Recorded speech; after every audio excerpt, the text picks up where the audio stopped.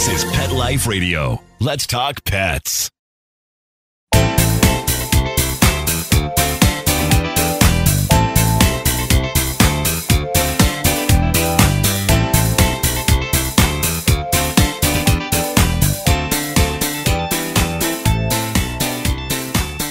Welcome to Covered in Pet Hair, a boozy show for pet lovers on Pet Life Radio. I'm your host, Isabel and today I have the pleasure of having a drink and a chat with somebody who knows everything there is to know, from birth to training and everything else about service dogs. I will tell you all about her and introduce you as soon as we come back from these messages from our sponsors. Take a bite out of your competition. Advertise your business with an ad in Pet Life Radio podcasts and radio shows. There is no other pet-related media that is as large and reaches more pet parents and pet lovers than Pet Life Radio. With over 7 million monthly listeners, Pet Life Radio podcasts are available on all major podcast platforms, and our live radio stream goes out to over 250 million subscribers on iHeartRadio, Odyssey, TuneIn, Stitcher, and other streaming apps. For more information on how you can advertise on the #1 pet podcast and radio network, visit PetLifeRadio.com/advertise today. Let's Talk Pets on PetLifeRadio.com.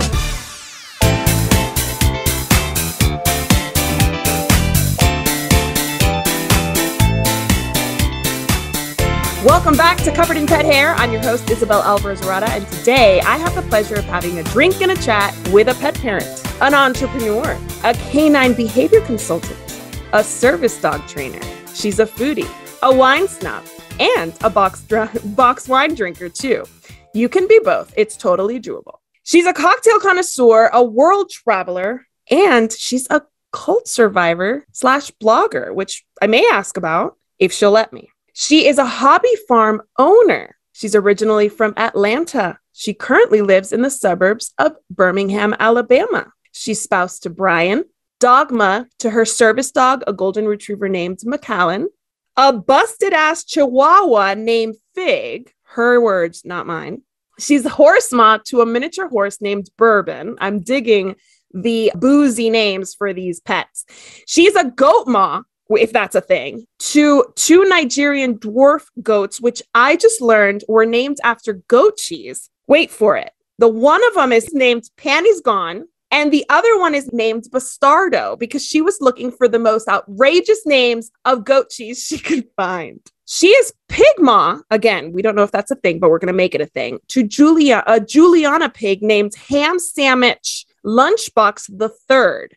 There is, as far as we know, no Ham Sandwich Lunchbox the second or first, but there is one Lunchbox the Third. Miss Lunchbox, Mr. Lunchbox? Mr. Lunchbox.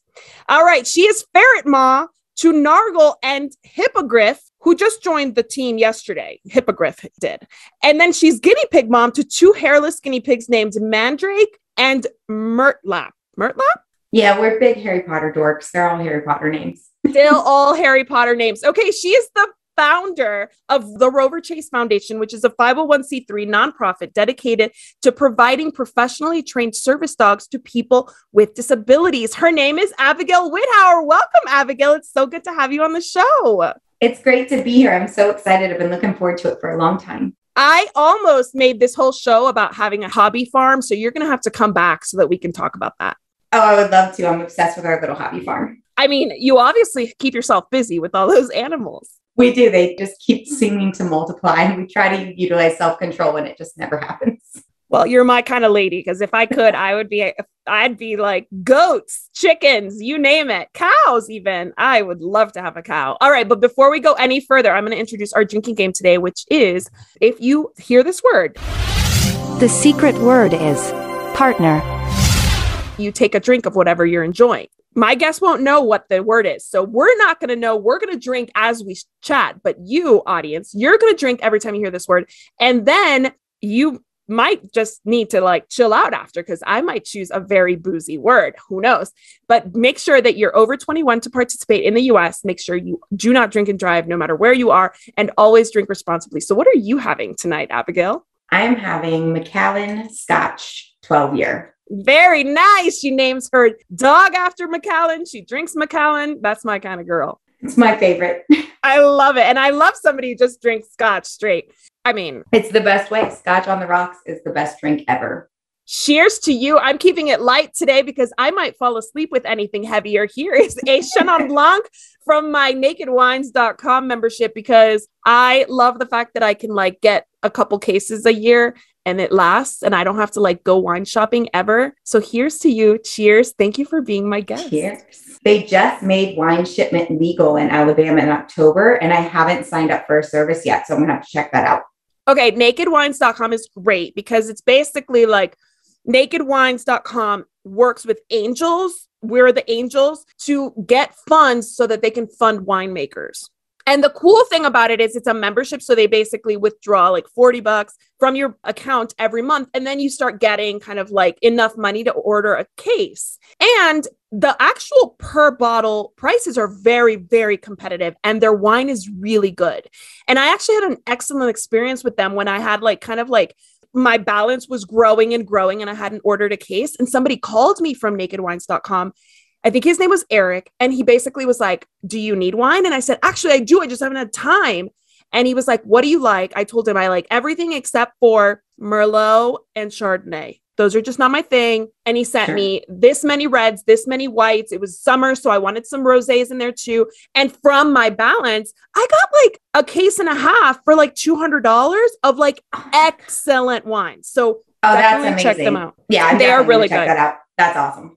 And for those of you on a budget, ask them if, you know, there's instead of $40, maybe you can contribute less and still be a member of an angel, as they call it. All right. I always introduce this show with a game. So I want to play a game with you. And we're only going to talk about service dogs, even though I think you and I could probably talk about a million things because we probably have a ton in common. But I want to play service dog facts with you. So service dog facts or fiction. It's a true or false. I'm going to give you a statement and you're going to tell me if it's fact or if it's fiction. Are you ready to play? Okay, I'm ready. All right. And if there's any muddy waters here, like it's like fact and fiction, by all means, you're welcome to elaborate. Awesome. All right, here we go. All service dogs are trained to perform the same tasks.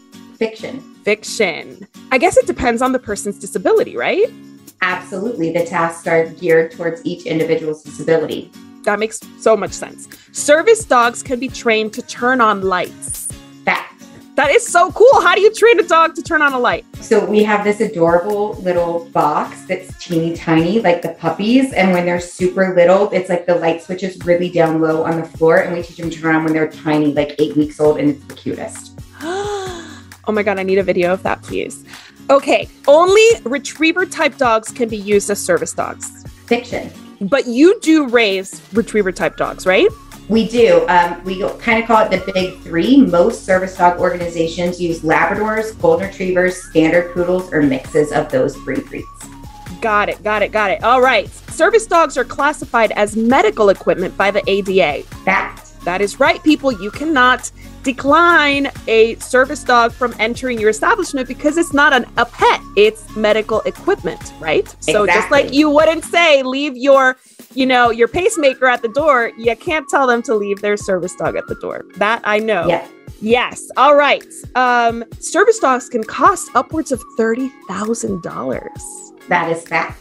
And that's actually the cost of raising a service dog. They're enormously expensive to raise. It's not profit cost. Oh my goodness. Okay. Yeah. So people would probably be like, oh, those people are raking in the money, but they're really not. No, we are not.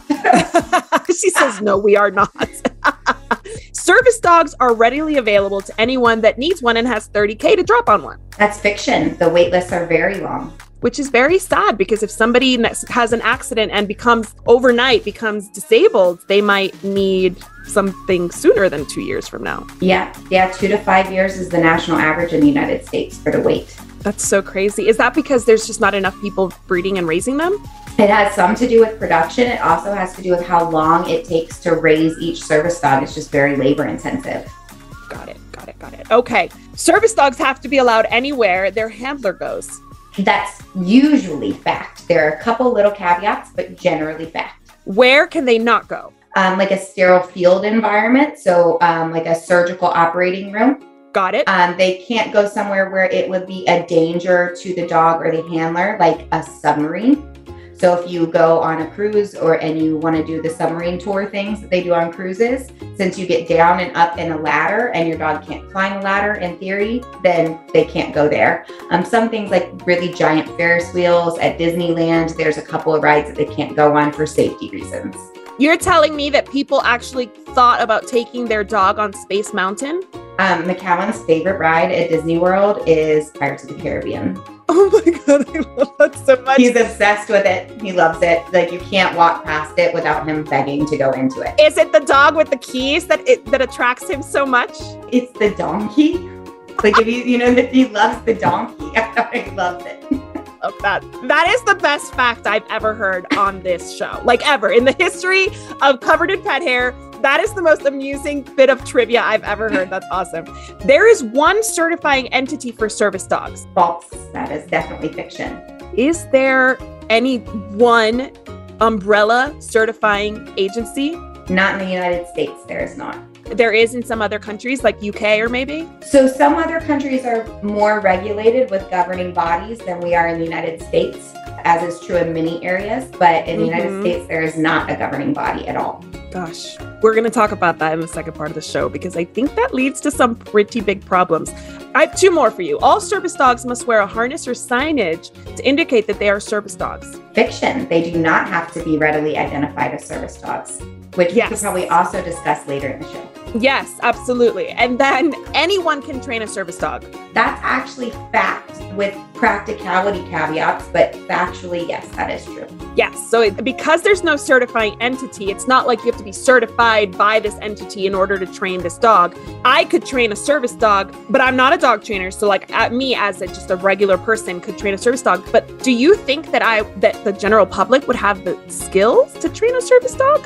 So I think it's possible. There are certainly some really beautifully owner-trained service dogs in existence and working in the United States. My friend Jess has one. She's a lovely, lovely dog. There are several examples, but it's quite a challenge. It's taxing both physically, which is sometimes in disagreement with someone's disability, and it's also very taxing emotionally. Interesting. Why is that? Well, it takes a really unique and special kind of dog to be a service dog. So if you get a puppy as an owner to become your service dog, that dog may not be best suited for that kind of work. And now you're already really attached to your puppy.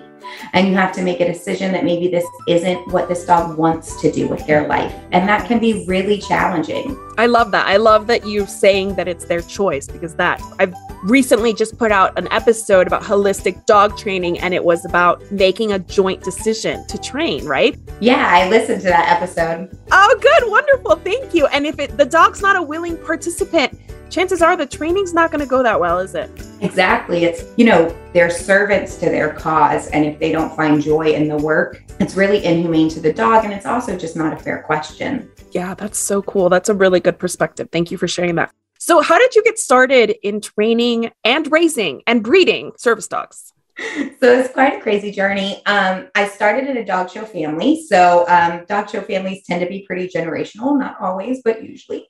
So I was showing dogs as a very small child. So I think my interest in genetics and breeding probably started there as showing AKC dog show events. And then my parents were quite insistent that I go to college, even though all I wanted to do was do dogs all the time. So my compromise was that I would go to college, but I was going to raise service dogs for a very large national organization while I was in college, away in the dorms like a crazy person. So I raised 2 service dogs in college, in dorms, full time. And it was great. It's not for everybody. Please don't listen to this and be like, I'm going to raise a dog in college. It was a very different college experience, but it was great for me. It really suited what I wanted to do. And then when I graduated, I was still working with a larger organization as a puppy raiser. And just kind of by chance, I became disabled myself. And so got a service dog and started working a service dog and just became more and more impassioned and then started the nonprofit. That is amazing. I mean, talk about fate, ready to go, ready to take on whatever life sends your way. That's amazing. I'm sorry to hear that you are struggling with a disability, but I mean, I can't think of anybody better to raise and train and breed service dogs than somebody who knows how important they are. So did your college allow you to have dogs in the dorm, or? I went to a very small private liberal arts college, and it took a lot of petitioning and some discussion about legal decisions. But what ended up doing it is that larger universities had students raising dogs at college, and I can be pretty tenacious when I get something on my mind. And so I reached out to every dean and chancellor of every school that had a dog currently being raised on campus, and they were amazing. They all wrote letters directly to my dean. And when we had our meeting, I had between 15 and 20 handwritten, signed letters from deans at huge colleges and universities all over the country. And they couldn't really say no. Wow. I couldn't tell about the tenacity. I couldn't tell. Just right. It's a mystery. Couldn't tell. Well, how many litters have you done or had since you breed them since you started? I was looking on your website. You have like the 2019 class, the 2018 class, which I think is adorable. So how many have you had? Our F litter, which is our fourth in-home litter, is 8 months old now. And we are hopefully going to be expecting our G litter in the next few months. But my mama dog is deciding to take her sweet time with being ready to have puppies. So we're just being very patient. Oh my gosh. How long is the gestation period for dogs? The gestation period is quite short. It's only about 63 days. So 61 to 63 days, but they only come into season twice a year. And that's when you can breed them. Right. And she was due to come in season about 28 days ago, and she's holding strong, just not interested. I love that. Is that like a hormonal thing, or how does that work for dogs? It is hormonal. It can also have to do with weather and seasons and things like that. And we've had some crazy weather in Alabama this year. So my theory is that that's what's got us just a little bit off schedule. But, 20 to 30 days here and there, even 60 to 120 days is not a huge difference in missing. That's so crazy. The survival instinct, man, that is impressive, right? Like she's like, I'm not going to have babies in this. I'll wait. Yeah. She's like, no, I'm just going to wait. And we learned a long time ago that you just can't plan your calendar around anything. You just plan it around whenever they decide to do it. That is so cool. So how much work actually goes into doing all this? It's a lot of work. It's a lot of pre-planning work. So when we have a dog that we think is going to be a good candidate for our breeding program, we pull them out at 8 weeks old, but we can't do the genetic health testing that we're committed to doing ethically until they're 2 years old. So we work with them and just train them and give them loving homes, and they sleep in people's beds until they're 2. And then we do the genetic health testing, and assuming that they pass, then we breed them at about 2.5 years old is pretty typical for when we start. But it takes 2 years of planning to even get a dog ready to be bred. And then I think I've had this litter planned for 1.5 years. So done, planned, ready. The boyfriend is all picked out and everything. So we're just waiting. Are you going to breed a Macallan? So Macallan is actually the sire of all the puppies we've done up until this point. So he's on a little break, and we're breeding his daughter as the next litter. So we're breeding her to a really fantastic golden that I can't talk about yet because it hasn't happened yet, but I'm very excited about it. And then Macallan will be bred again. His new girlfriend is, she's right about 16 months old. So he'll be bred again early next year. That is so cool. And just so that those that are not familiar with the genetic testing, it's because you don't want to continue any genetic mutations that are bad for dogs, right? Like degenerative myelopathy, things like that are. Yeah. So like hip dysplasia, elbow dysplasia, heart disease, things like that. We just feel like that we have an ethical obligation to only breed dogs that are really going to be the best representatives of both their breed and also of pet dogs in general. And that means healthy, long-lived dogs with really high longevity rates, which in Goldens is very important. Right. So that's super important to us because we think rescue is incredibly important. And if we're going to add dogs to the community, we need to be sure that we're adding dogs really ethically and responsibly to the community. Absolutely. Yeah. And if you're spending $30,000 on a service dog, you don't want them to die at 7 years old of something that was, that is genetic and could have been found at 2. Absolutely. These dogs are lifelines to their handlers. And so we want dogs that have the best opportunity to be long-lived working dogs that aren't going to struggle with arthritis or preventable things that we can predict and prevent. That's always our goal. Yeah. Do you find that, I think putting a pet down, euthanasia, is always devastating, but do you find that somebody who has a service dog is even more attached and has a harder time with that? Yeah, these dogs are pet dogs for sure. They're their pets. They spend time, they play golf with them, they sleep in the bed, but it's also a huge life support change. So generally, we like to place a second dog long before we're in a position to need to humanely euthanize their previous dog. So we like to get them in place and working with their new partner before they're having to make those difficult decisions. So we really like to retire the service dogs where they're still very much in their golden and happy years. Oh, cool. And working with a newer partner. That is very cool. I'm glad I asked that question because I did not know that. Well, I really need to take a break right now to listen to our sponsors, but I want to come back and talk to you more about the industry at large, the history of service dogs. So don't go anywhere. I will be right back with Abigail. She's going to teach us more about service dogs. Molly, here's your dinner. Zeus, that's not your food. Don't let that happen to your precious cat. Elevate your cat's eating experience with the Cat Tree Tray. The Cat Tree Tray keeps your cat's food off the floor and conveniently located on the cat tree. It's the perfect way to eat. It's a beautiful wrought iron tray that easily attaches to your cat tree and keeps dogs and other critters out of your cat's dish. A must for multi-pet households. There's a 6-inch tray for large bowls and a 4-inch tray for smaller bowls. Purchase your Cat Tree Tray today. Go right now to cattreetray.com. That's cattreetray.com. cattreetray.com. Let's talk pets. Let's talk pets On Pet Life Radio. Pet Life Radio. PetLifeRadio.com.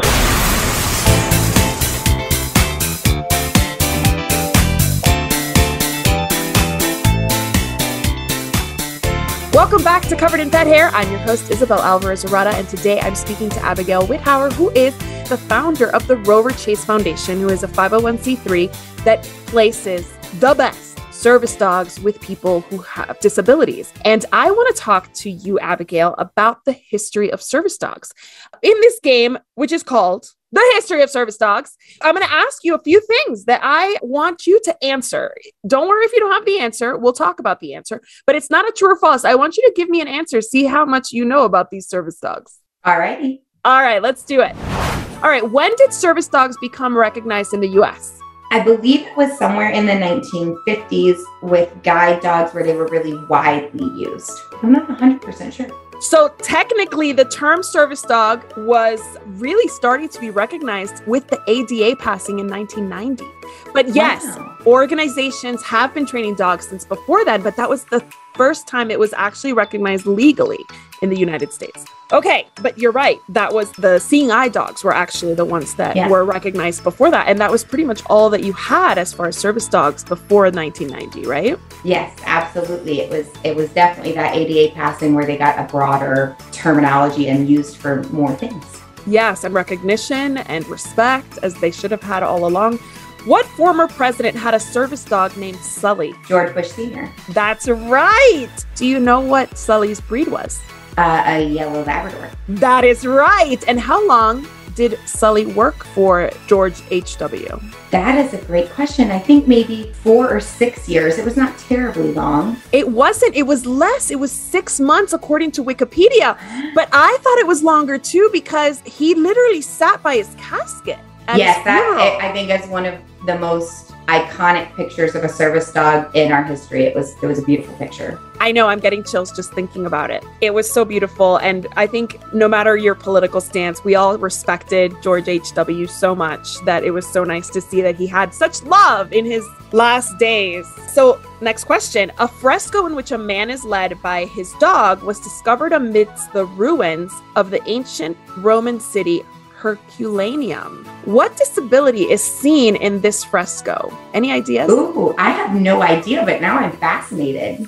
Okay, so this fresco is said to date back to the 1st century AD, and it was a dog, a service dog is what we interpret it as, leading a blind man. Well, that is way cool. That's very neat.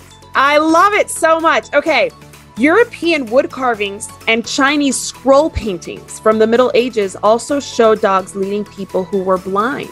What else do we know about early dog helpers or service dogs?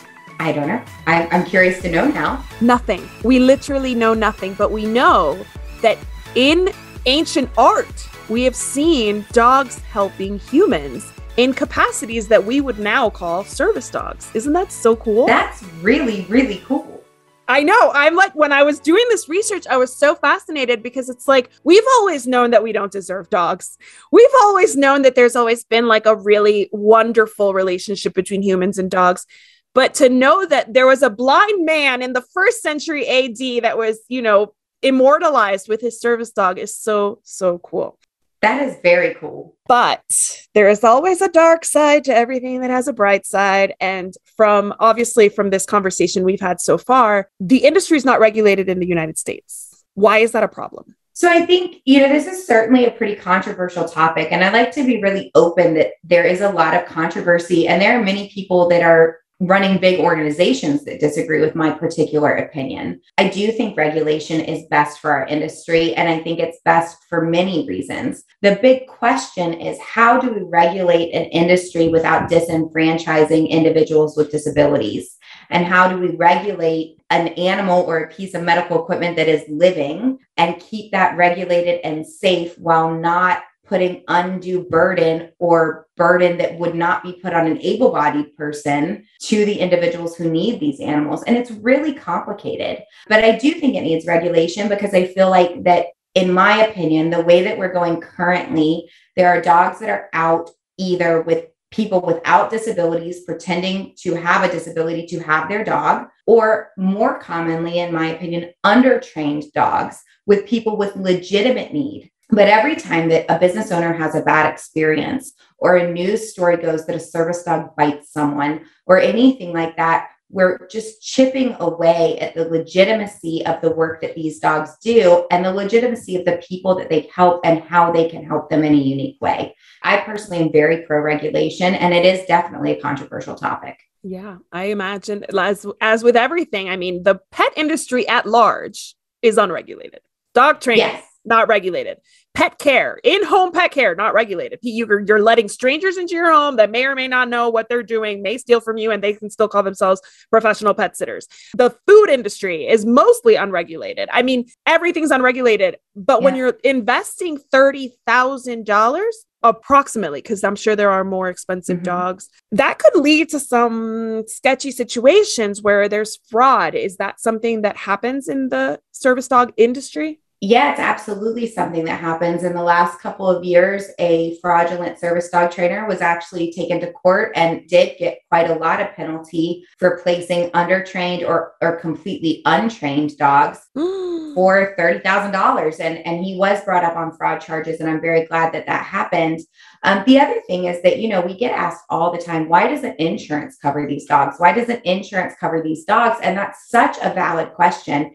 And ultimately, without regulation, I don't think the American healthcare system will ever cover service dogs. But with regulation, I think there's a really legitimate opportunity for them to be covered by insurance, which would greatly benefit the disabled community. I think you're absolutely right. Yeah. I mean, with my, corporate brain on as an insurance company, I'm not going to pay $30,000 for something I don't know is actually trained properly and it's going to do the job that it says it's going to do, right? Sure. The FDA makes sure that the pacemaker that I cover as an insurance company works as it says it's going to work, right? And helps this person with what they need. But if there's no regulation, then I can't support that, especially not at the price tag of $30,000. So if somebody does find themselves in need of a service dog, what do you recommend they do when they start their process searching for one? The best thing to do is to contact organizations they don't necessarily need to be nonprofit. There are lots of really valuable for-profit service dog organizations that produce amazing dogs. But I think they need to look at organizations that have a history of dog placement and that are honest about how many dogs they have placed. And it does not need to be a large number. There are organizations that are boutique, much like ours. We're a relatively small organization that places dogs regularly, and talk to them about what kind of dogs do they place. Does that meet your needs? Do they place a dog that is going to meet what you need for your disability? Because there are not very many organizations that can place every kind of service dog for every kind of need. Right. So everybody has little niches. And then I always say it's best to apply to multiple organizations. I think it's a great experience for the individual to see what different application processes look like and what they're most comfortable with. And you need to have a great relationship with your organization. You're going to be working with them very closely for a decade. So make sure that you like the people that you're working with, that you agree with their values, whatever those values are, and that they're placing the type of dog that's going to suit your needs. So why are you working still with the organization? That's actually new to me. Why do you stay in touch? So, they're living beings, so things change. And also by the nature of most disabilities change. And so as disabilities change or progress or lessen even, we need discussions about how that dog needs to adapt and new skills. Or, our favorite call to get ever is, hey, my disability has really gone into remission. I don't think I need to work my dog every day. What do I do next? How do I keep them happy and engaged? I love those calls. Like nothing makes us happier than that. In a perfect world, we wouldn't need service dogs. And so I love those calls, but also things change with the dogs. Maybe something medical comes up. Maybe they have a behavioral change. Maybe they had a really traumatic experience.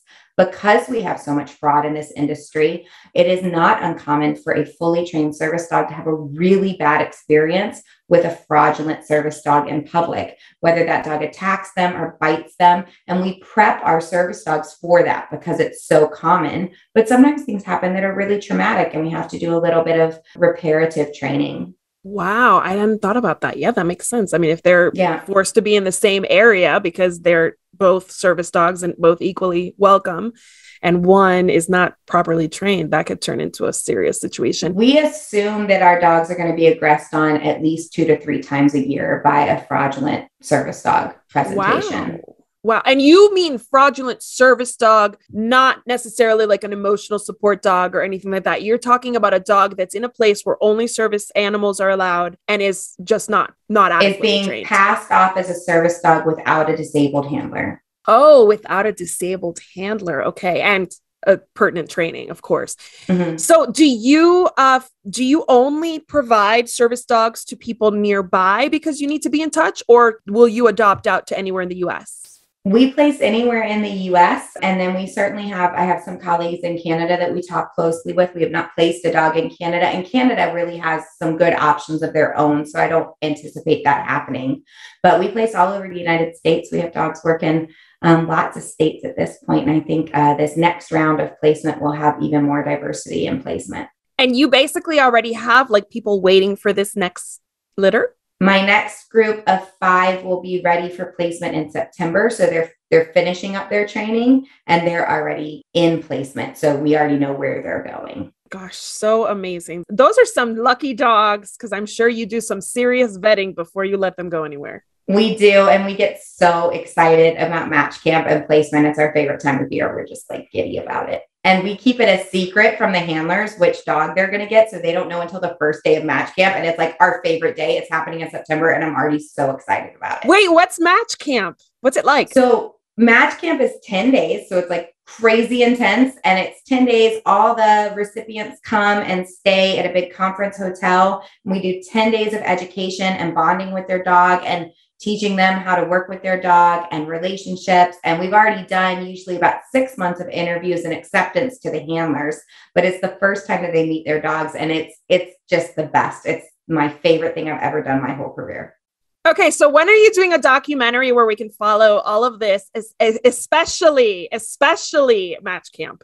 I know I would totally be open to that because, I'm very shy, so I don't like documentaries. No, I would definitely do that. But there actually is an excellent documentary on Disney Plus called Pick of the Litter. And it's well worth the watch. It's a documentary, particularly with guide dogs, so vision impairment dogs. And it's, if you want to know more about kind of the matching process and generally the service dog process, it's quite a good documentary. Oh, so cool. So I'm in an Airbnb group because I'm an Airbnb host, super host, might I add. But yeah, thank you. I worked hard for that title. But in the groups, Facebook groups, there's so much hate towards service dogs. I'm going to share this interview for sure, but I might share that link to that documentary because I feel like there's a lot of hate towards service dogs because people don't want to host them in their home, but they don't understand that the vast majority are basically way more well-educated than most toddlers that you are allowing in your home. And there's no reason to fret. They're actually something you want because that person needs them in order to navigate your home. It's a new space.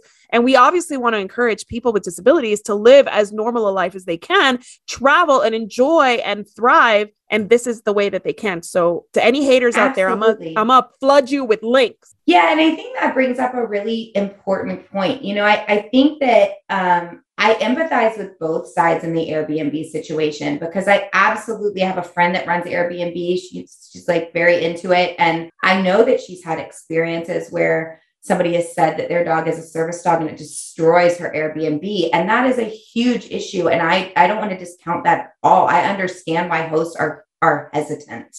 But I also, we work with all of our recipients and we're very close with them. And it is really stressful that they get kind of this huge inquisition and ultimately a violation of their personhood, and they're treated as other because of these bad experiences. And that kind of loops us right back around to regulation. And what is the solution here? Because it can't continue as it currently stands, because it's fair that Airbnb hosts are hesitant about placing service dogs. And it's also fair that people with disabilities are frustrated that they're having to do all this gatekeeping to get their dog there. Yes, it's discrimination straight up. And up till very recently, Airbnb was half at fault because they were not making a distinction between a service dog and an emotional support animal, or service animal and an emotional support animal.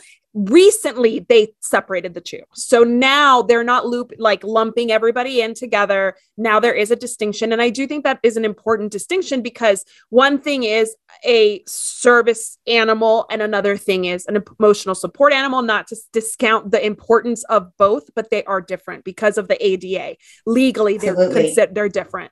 Yeah, they're quite different. And they're both very important. They provide wellness and well-being to their handlers, but they are quite different. Yeah, especially legally, the ADA has not recognized emotional support animals, as far as I know, that they focus on service animals as medical equipment. And like I said, you can't tell somebody to leave their pacemaker at home. So in your Airbnb, they're welcome because they are medical equipment. Yeah. All right. So tell us all about the Roverchase Foundation and how we can learn more about it. Sure. So the Roverchase Foundation is all on social media. And if you guys want some serious puppy content, social media is the place to do it. So you can find us on Facebook, Instagram, and TikTok. I'm the first to say I'm not super great at TikTok, but I have an amazing admin that runs our TikTok and it's very cute. But our social media is quite active, especially on Facebook. So anytime that we have new puppies, litters of puppies, that's where you're going to see your super cute 3-week-old golden retriever, adorableness.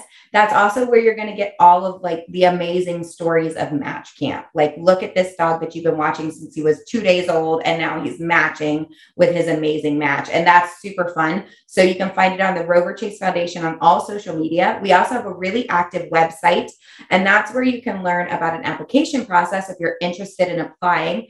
But as a volunteer, if you're able-bodied and particularly in the Birmingham area, we are always desperately in need of puppy raisers. These are people that help us raise these service dogs from the time they're 8 weeks old until they graduate as service dogs at 24 months old. And they are vital to the success of service dogs. They teach these dogs how to live in the house, how to sleep in the bed, how to go on hikes, how to do all those important things. So you can learn all about that on the website, the roverchasefoundation.org. And then always, we're in need of donations. Our goal as a nonprofit is we would really love to be able to place these dogs at no cost to the individual with disabilities. We're about halfway there. We cover 50% of the cost of every dog within our nonprofit, but $15,000 is a lot of money for anyone to raise. It's an enormous amount of money for somebody that is working and surviving with disability in their life on a regular basis. So it's really important. We would love to be able to do that much more efficiently than we're currently doing it.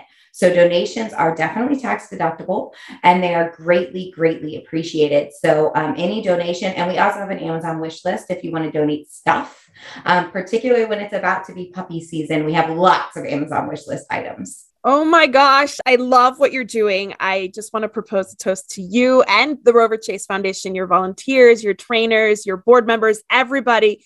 Thank you for this amazing work that you do. And I'm a big supporter of the disabled community, the disability community. And I love that they have this resource that you are working to help them make service dogs more attainable. So thank you. Here's to you. Cheers. Thank you. I had a great time. Me too. I can't get over how gorgeous you are with that purple hair.